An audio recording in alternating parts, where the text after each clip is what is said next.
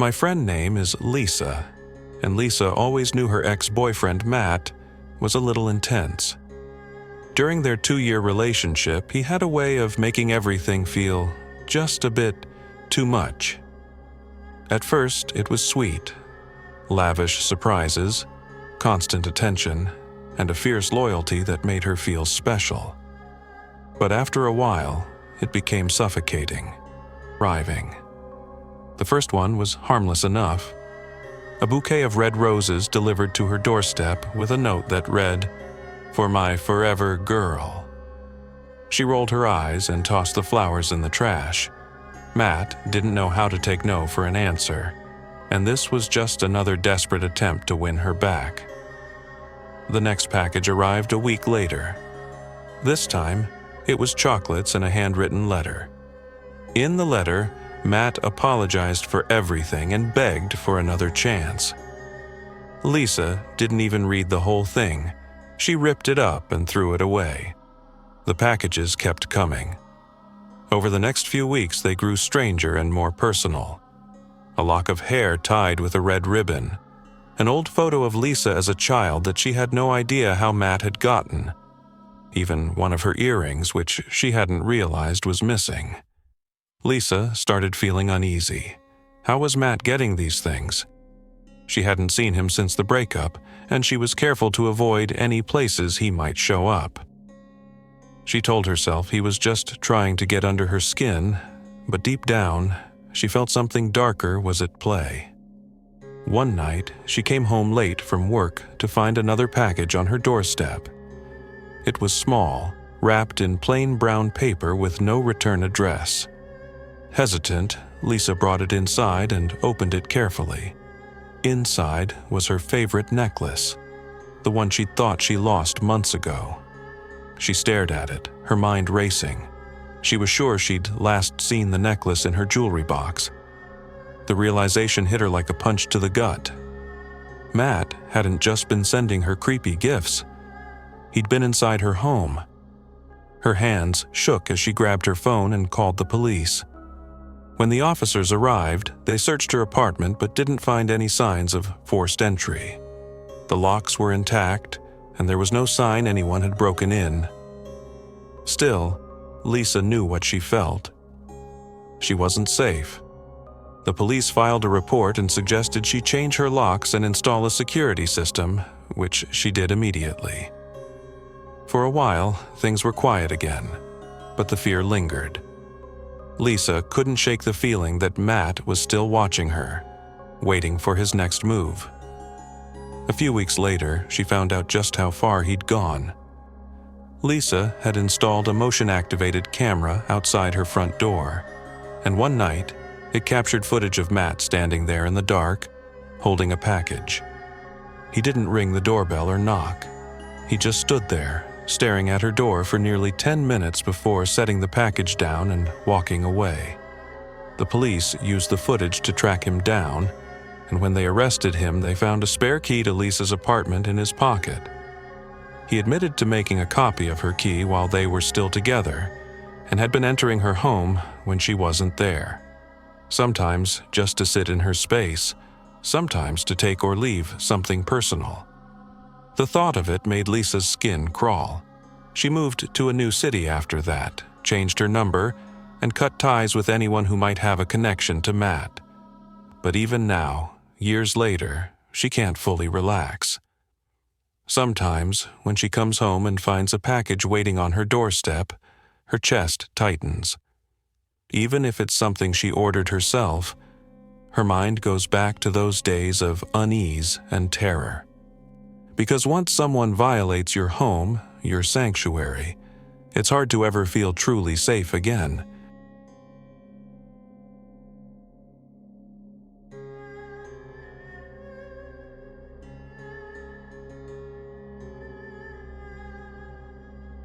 My name is Alex, and this is the story of how my ex-girlfriend, Emily, turned my life into a waking nightmare. Emily and I met in college. At first, she seemed like the perfect girlfriend. Funny, smart, and we just clicked. But over time, little things started to feel off. She would text me constantly, wanting to know where I was and who I was with. If I didn't reply fast enough, she'd call again and again until I answered. She was possessive, jealous, and downright controlling. It started to wear on me. I felt like I was walking on eggshells around her, always careful with my words, always checking my phone, trying to keep everything in check. I wanted to talk to my friends, go out without her, but every time I did, I'd come back to an angry message or a passive-aggressive comment. I couldn't take it anymore. After about a year, I ended things. It wasn't pretty, but I was relieved to finally have some space. Or at least, that's what I thought. For about a week after the breakup, everything seemed fine. I didn't hear from her, no random texts or calls.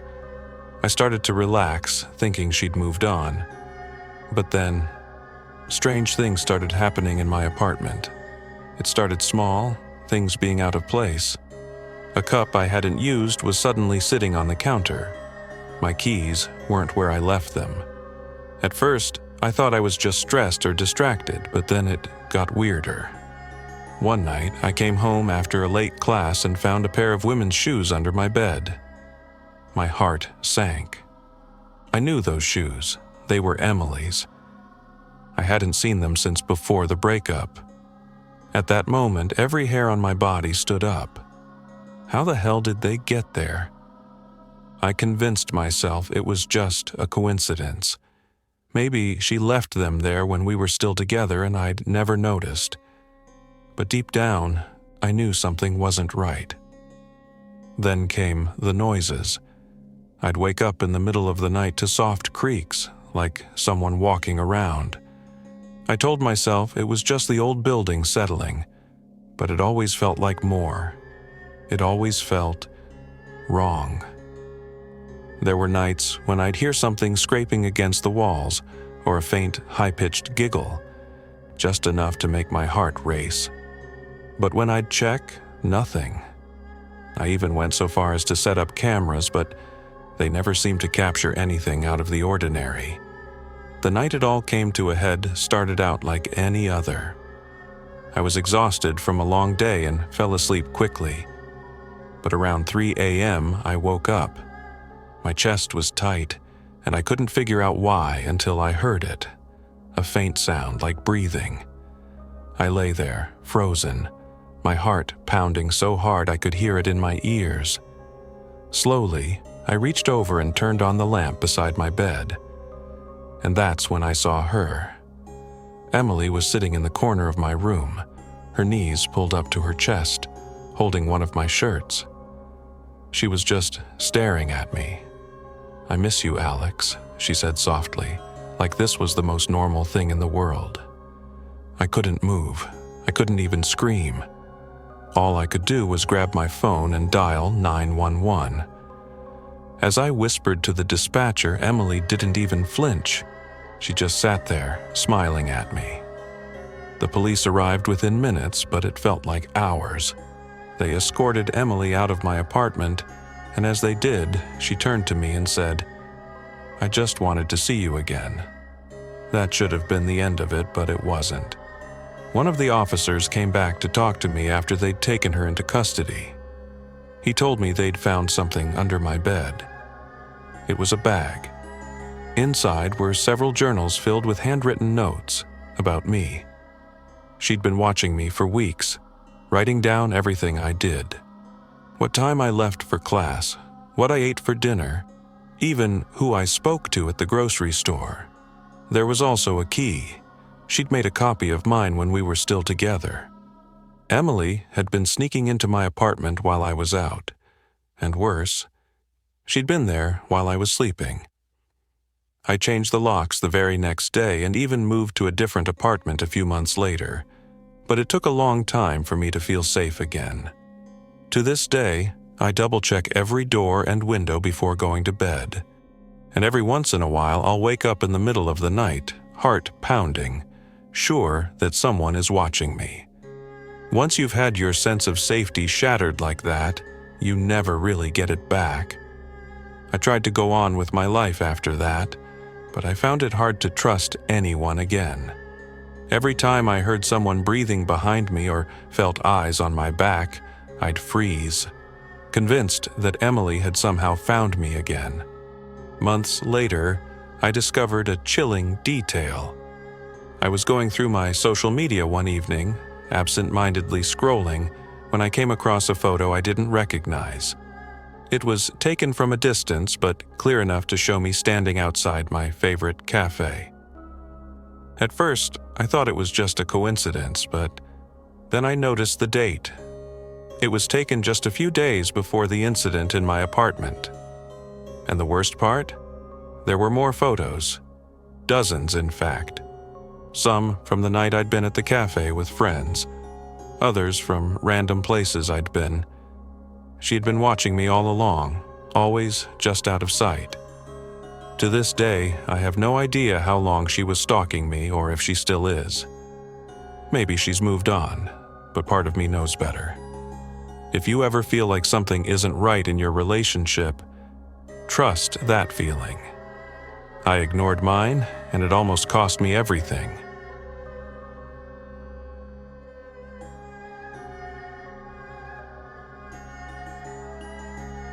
For 2 years, I was trapped in a toxic, abusive relationship with my ex, Keen.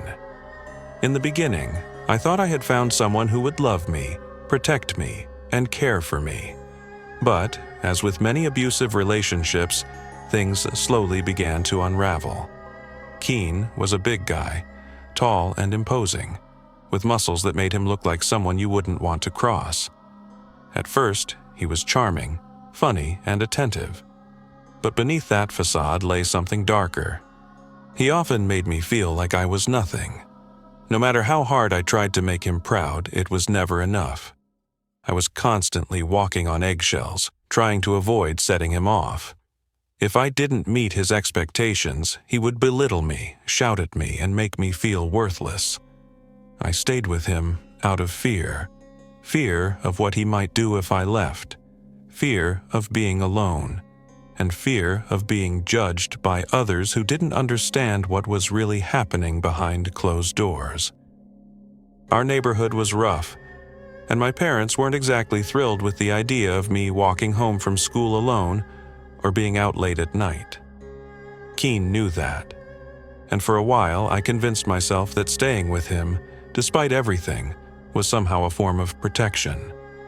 At least, I wasn't walking alone. At least, he'd shield me from the world outside. But deep down, I knew this was twisted logic.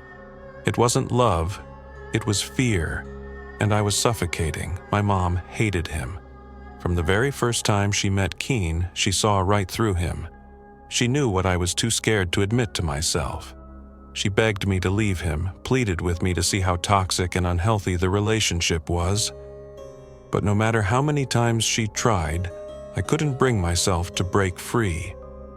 Every time I thought about ending it, I would remember his rage, the way his fists slammed into the wall beside my head, how his voice would rise to a terrifying pitch when he felt disrespected. I didn't know how to escape. I didn't know where to go. Then, one evening, something inside me finally broke. I realized that I couldn't keep living like this. I couldn't keep pretending that things were okay when they were anything but. I couldn't keep suppressing my fear, my frustration, my loneliness. I was exhausted. So I did it. I broke up with him over text. I knew that if I did it in person, he'd lose control. His temper was unpredictable, and I couldn't risk him becoming violent.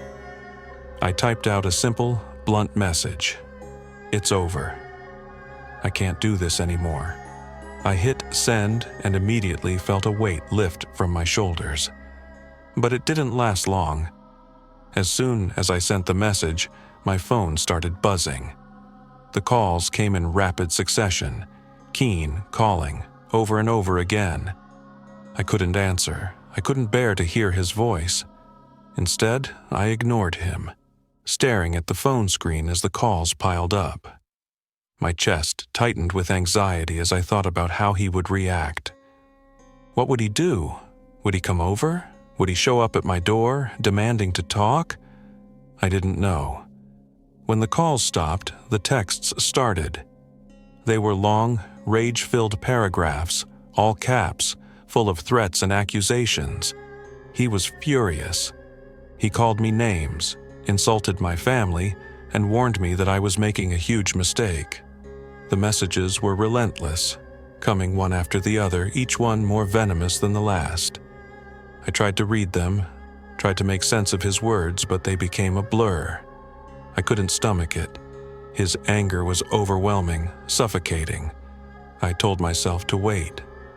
I promised myself that I would talk to him tomorrow once he had calmed down. But the texts didn't stop. They kept coming, hour after hour. And then, the worst part, the fear crept back in. What if he came over? What if he showed up uninvited?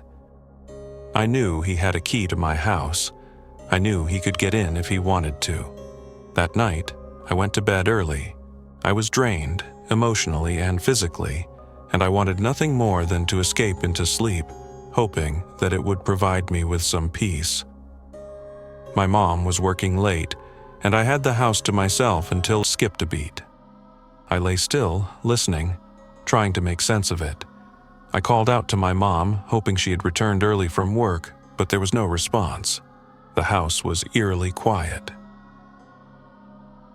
Nala, who had been resting so peacefully just moments before, was now sitting up at the edge of the bed. Her ears were alert and her body was tense. I called her name, but she didn't move. My gut twisted in a way I couldn't explain. Something wasn't right. I got up and made my way to the living room. The house was dark. The front door was locked, as it should have been. My mom's car wasn't in the driveway and nothing seemed out of place.